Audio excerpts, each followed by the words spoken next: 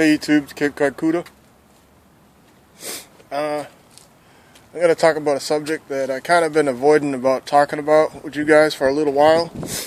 And that is that I've been dealing with and fighting with cancer for the last about 2 years, going through cancer treatments. I got basal-cell carcinoma on my face. It looked like a pimple. It looked like a pimple or a cyst on my face. Possibly like a ingrown hair, I was thinking maybe, or something like that.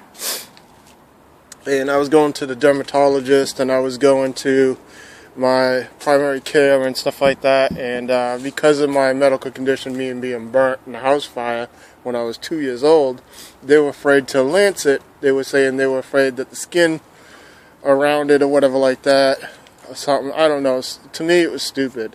But they wouldn't cut it open. They wouldn't bleed it or whatever like that.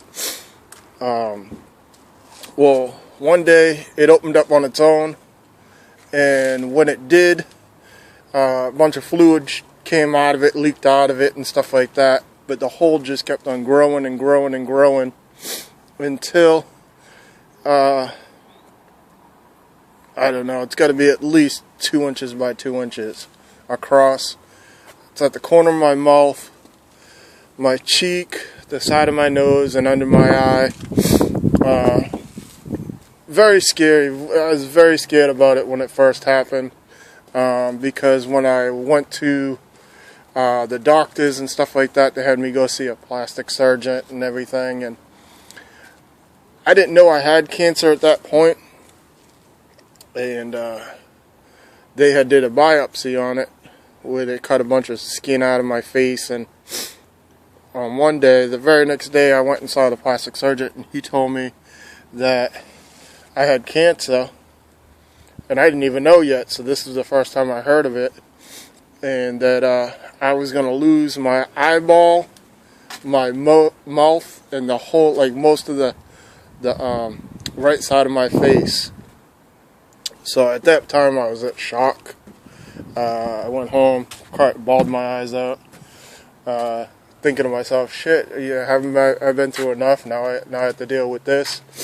And, you know, so it took a little while for me to adjust to it, what was actually happening, because I didn't know if I was going to do treatments or what was going on. Anyways, I was having car trouble at the time too. My Explorer blew up.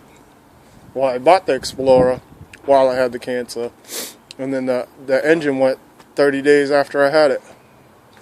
So, anyways, so I was going through some rough times, and then when I started treatment, I really couldn't go outside.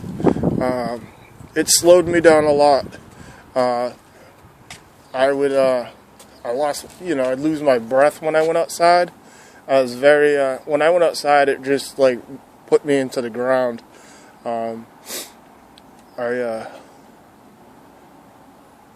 was the sun, I guess. The medication says that I can't have any go outside, sun exposure and stuff. But I tried to do a couple of things. I'd go outside. I could go outside maybe an hour tops, and I'd have to go inside. I'd overheat. I'd sweat really bad. My head felt like it was poaching. My brain was just get so hot. My head would get so hot, and I'd have to go inside and literally sit in the shower to cool down. My body, it was just like really my head. My head would get so hot, and I really couldn't do anything. Plus, the wound on my face, when the sweat rolled into it, man, that hurt so bad. It still hurts when the sweat gets into it. It's still healing, and it's been a good 2 years. The hole went. I lost the corner of my mouth.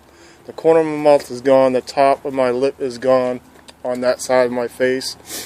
and you could see my teeth through, at the corner of my mouth,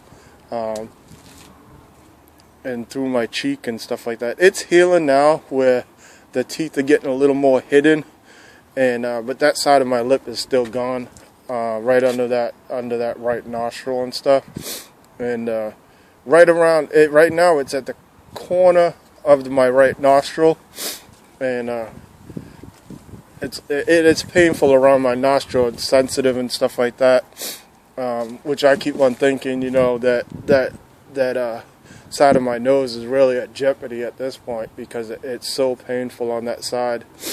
This is a makeshift bandage. They didn't give me any like bandages or anything to put on my face, so these are like little cotton things that women are supposed to use to clean their face when they do their makeup, that I got at the Dollar Tree. That's what I put on my face. I was buying the solution.